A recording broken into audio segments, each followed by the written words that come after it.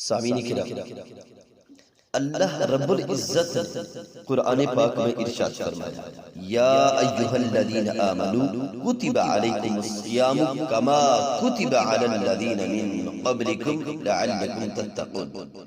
اے ایمان والو، تم پر روزے فرض کیے ہیں جس طرح تم سے پہلے لوگوں پر فرض کیے تھے، لعلکم تتقون، تاکہ تم متقی بنو۔ اللہ رب العزت نے یہ روزے ایمان والوں پر فرض فرمائے ہیں، اور ہمارے پیارے محبوب صلی اللہ علیہ وسلم ارشاد فرماتے ہیں، اگر میرے امتی یہ جان لیں کہ رمضان المبارک میں کیا ہے تو میرے امتی یہ خواہش کریں، یہ آرزو کریں، کاش کہ پورا سال ہی رمضان المبارک ہو۔ آج روزے بہانے سے چھوڑے جاتے ہیں، جان بوجھ کر روزے چھوڑے جا رہے ہیں۔ کوئی کہتا ہے جی میری طبیعت ٹھیک نہیں، میں بیمار ہوں، جان بوجھ کر بیمار بنتا۔ کوئی کہتا ہے جی میں بلڈ پریشر کا مریض ہوں، میں روزے نہیں رکھ سکتا، مجھے یہ مرض ہے، میں روزہ نہیں رکھ سکتا۔ طرح طرح کے بہانے بنائے جاتے ہیں۔ اللہ کے بندو، یہ رمضان المبارک کے روزے ہیں اور یہ ہم پر فرض ہے۔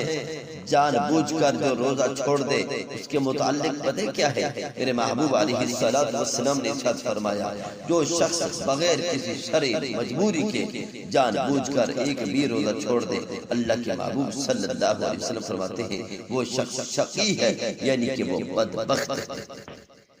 اور محترم سامعین کرام، جان بوجھ کر روزہ چھوڑنا، اس کی سزا پتہ کیا ہے؟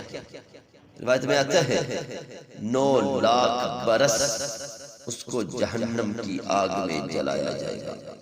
ایک روزہ چھوڑنے کی یہ سزا ہے کہ 9 لاکھ برس سال، 9 لاکھ سال اس کو جہنم کی آگ میں جلایا جائے گا۔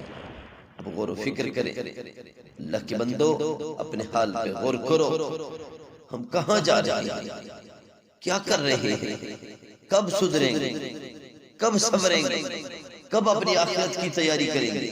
زندگی کا کوئی پتہ نہیں ہے، پتہ نہیں آنے والا رمضان ہمیں نصیب ہوگا کہ نہیں ہوگا۔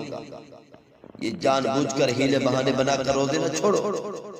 حدیث پاک میں آتا ہے روزے سے تو صحت ملتی ہے، سومو تصحو، روزے رکھو تندرست ہو جاؤ، صحت مند ہو جاؤ۔ اللہ رب العزت تمہیں صحت عطا فرمائے۔ روزے میں تو تندرستی ہے، روزے سے تو صحت ملتی ہے، تندرستی ملتی ہے، تمہیں صحت دینے والا کون؟ رب العالمین۔ تو محترم سامعین کرام، جان بوجھ کر روزہ نہیں چھوڑنا ہے۔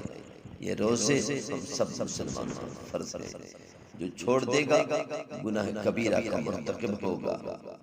اللہ رب العزت ہم سب روزے رکھنے کی توفیق عطا فرمائے۔